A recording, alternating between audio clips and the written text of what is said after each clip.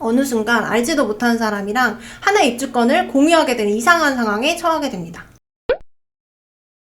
법 없이는 살아도 법 모르면 부동산 못합니다. 안녕하세요. 직방TV 법률의 신 뚝변 김예린 변호사입니다. 재건축, 재개발, 입주권 투자에 관심 있으신 분들 많으실 텐데요. 혹시 물딱지라고 들어보셨나요? 이 물딱지는 완전한 조합원 입주권이 나오지 않는 물건을 말합니다. 보통 일반적인 매매계약처럼 생각을 하셔서 입주권 거래하실 때도 재건축, 재개발, 구역 내에 있는 주택을 사기만 하면 무조건 입주권이 나온다고 생각하시는 분들이 많으신데요. 그런데 절대 그렇지가 않고요. 이 분양 자격이 굉장히 까다롭게 되어 있고요. 그래서 이 물딱지 매수하시는 사례도 상당히 많습니다. 그래서 오늘은 재개발, 재건축, 입주권 거래하실 때 주의할 점 제가 하나하나 짚어드리도록 하겠습니다. 먼저 조합원 자격과 분양 자격. 이제 조합원은 보통 재개발, 재건축 조합의 구성원을 말하는데요. 쉽게 말씀드리면 재개발, 재건축 구역 내에 땅이나 집을 가지고 있는 사람들이라고 생각하시면 되겠습니다. 재개발과 재건축 조합원 자격이 조금 다른데요.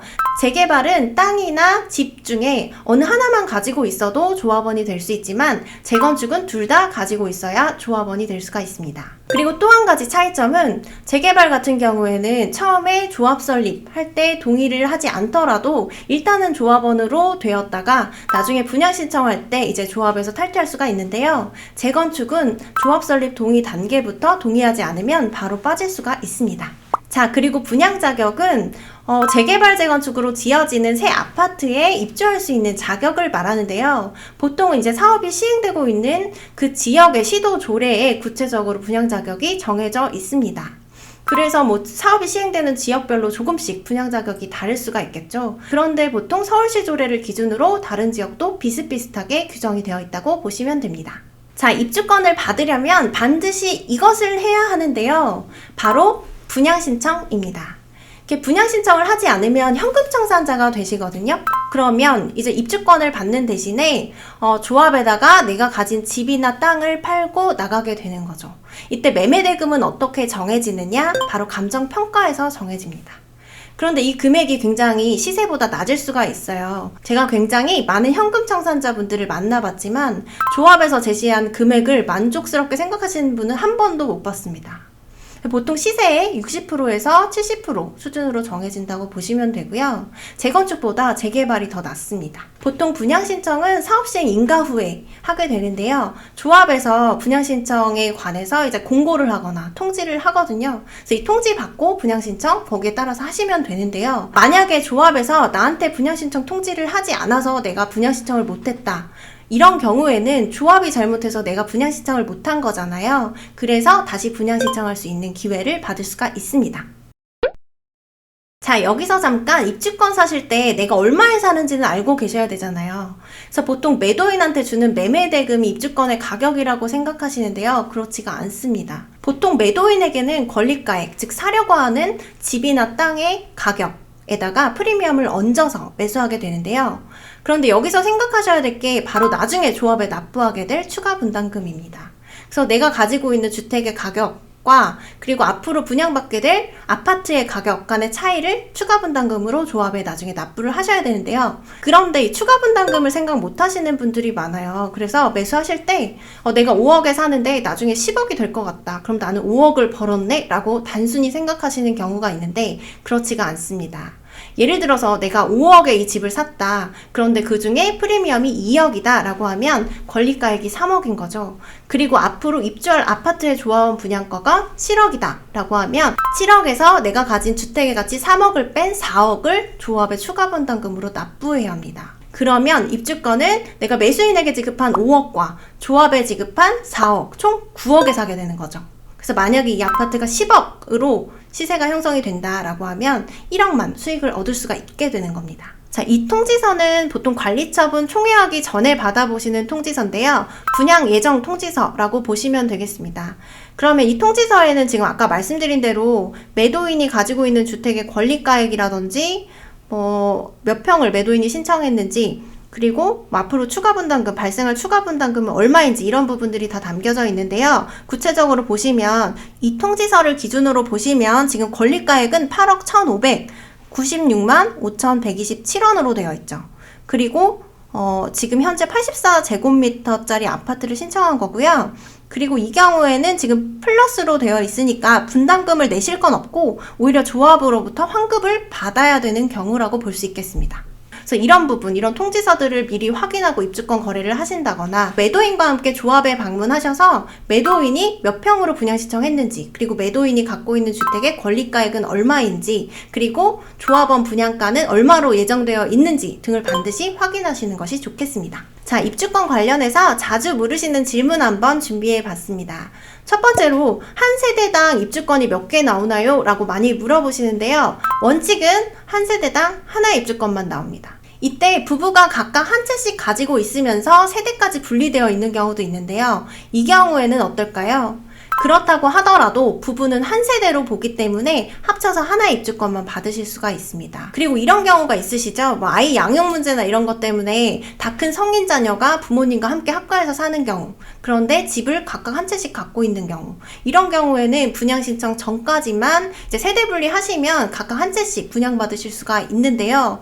근데 이때 주의할 점은 주민등록 상으로만 세대 분리하시면 안 되고요. 실제로 거주지도 완전히 분리하셔야 된다는 겁니다.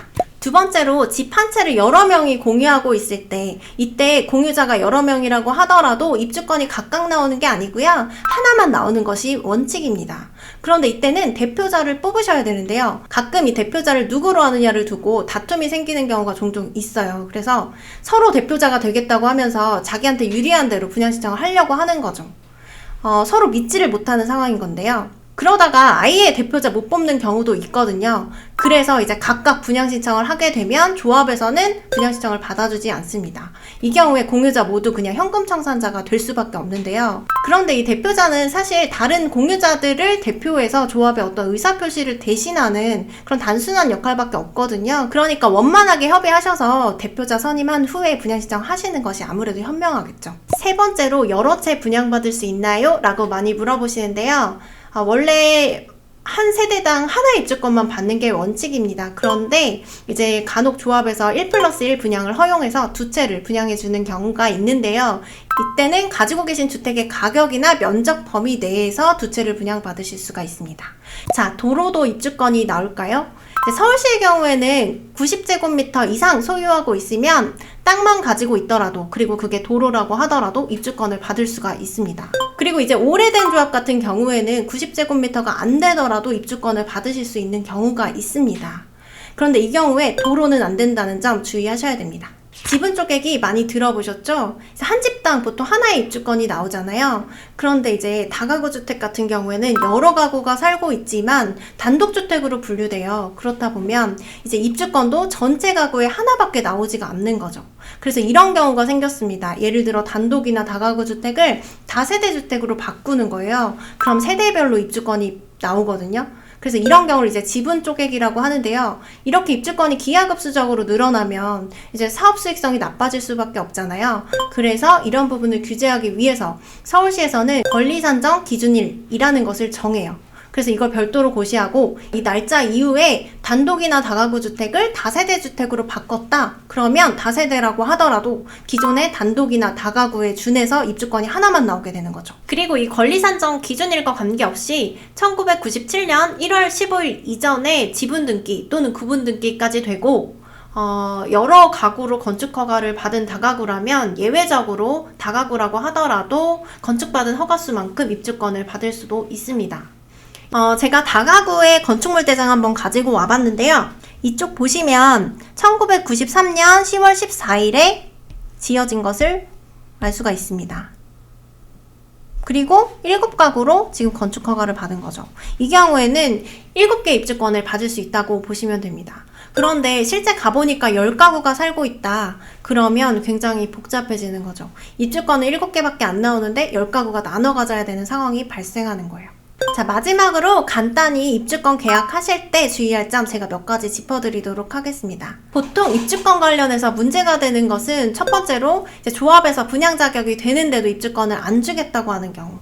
예를 들어서 아까 다가구 주택 같은 경우에는 특별한 경우에는 이제 여러 개의 입주권을 받으실 수도 있잖아요. 그런데 조합에서는 다가구는 그냥 단독주택이니까 조합원 입주권 하나밖에 안 나온다 라고 하는 거예요. 그래서 이런 경우에 보통 소송으로 입주권 확인을 받으시고요. 그리고 두 번째로 물딱지를 산 경우, 이 두 가지가 가장 많습니다. 그런데 이 물딱지를 사셨을 때 계약하고 나서 바로 이게 입주권이 안 나오는 물건이다를 알게 되는 경우가 많지가 않아요. 그래서 몇 개월이 지난 후에서야 이게 입주권이 안 나오는구나 알게 돼서 매도인한테 가서 따지시죠. 그러면 이제 매도인은 내가 언제 그 입주권이 완전하게 나온다고 했냐라고 시치미를 떼거나 아예 연락조차 되지 않는 경우도 많습니다. 그래서 계약하실 때 특이하게 이것은 입주권을 목적으로 하는 매매계약이라는 점을 확실하게 두시고, 그리고 만약에 입주권이 완전하게 안 나오면 뭐 매매계약을 해제하고 매매대금을 돌려받을 수 있고 손해배상으로 얼마를 해줘야 된다, 뭐 이런 부분을 특이하게 정하시는 게 좋고요. 이 특약에는 입주권뿐만 아니라 조합원 자격에 관한 부분도 같이 들어가는 것이 좋습니다. 참고로 조합원 입주권이 완전히 나오지 않는 물딱지 중에서도 거래 전에 미리 확인할 수 없는 경우가 좀 있는데요. 이 대표적으로 매도인이 한 구역에 여러 채를 가지고 있다가 그 중에 일부를 파는 경우라거나, 아니면 이제 매도인은 한 채밖에 없지만 그 부인이나 남편이 같은 구역에 또 다른 주택을 가지고 있는 경우, 이런 경우에는 매수인과 매도인이 하나의 입주권을 공유하게 되거든요. 그리고 만약에 매도인이 이 집을 계속 누군가에게 팔고 사고 했다라고 하면 어느 순간 알지도 못하는 사람이랑 하나의 입주권을 공유하게 되는 이상한 상황에 처하게 됩니다. 지금까지 재개발 재건축 입주권 사실 때 주의해야 할 사항에 관해 알아봤는데요. 조금 어려우셨나요? 입주권 분양 자격이 굉장히 까다롭기 때문에 입주권 사실 때 확인해야 할 사항들도 많습니다.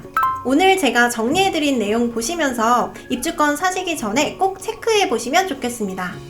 오늘 영상이 도움되셨다면 구독과 좋아요 부탁드리고요. 저는 다음 주에 더 도움되는 정보로 찾아오도록 하겠습니다. 지금까지 직방TV 법률의 신 똑변 김예린 변호사였습니다. 감사합니다.